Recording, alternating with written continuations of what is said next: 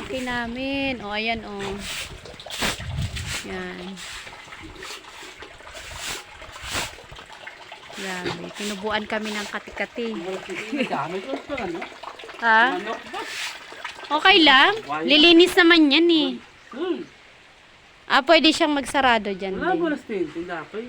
Walang Sabay, walis. naghamay ito pa manok. Ay, dyan lang naman yan sa manok. Mali na natin, bahay. Oh. Mali daw. Naghamay ito pa, nasa pato ba ito? Yan, ganyan. Kamo. Ah. Kaya sa mga manok, ito nagagamit. Ay, walang problema.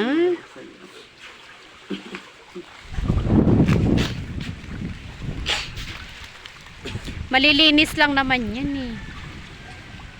Madumi. Ang maagos na to. Sobrang labo. Yan yung kami. Daming anay na din. Ganun. Lalan. Dapat may brush talaga din. Yung tubig na. Tapos na yung brush na, hindi yan. Wala kasing... Para tagal. Ganun mo oh. Yung green na yun matanggal.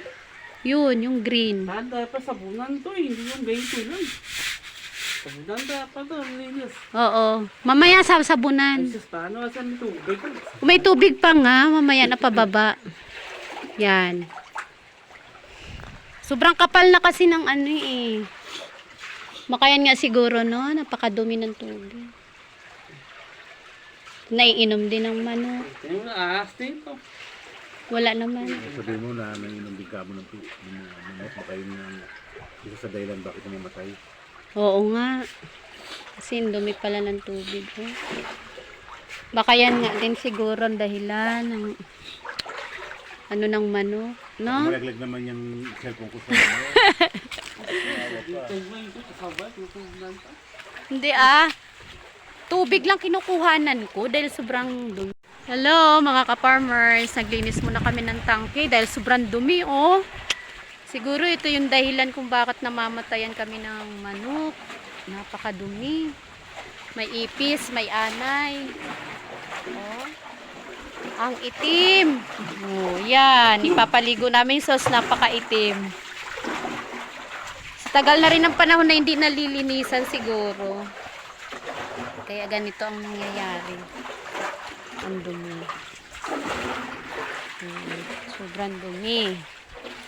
Yan yung ilog. Natutuyuan na yung ilog ng tubig. Kunti na lang. Hello mga farmers. Meron kami ditong sirena. Oh. Sereno. Kamakmak. Sereno. Sireno pala, sireno.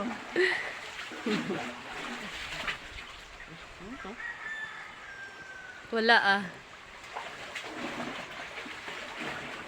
Yun lang mga ka-farmers. Bye-bye.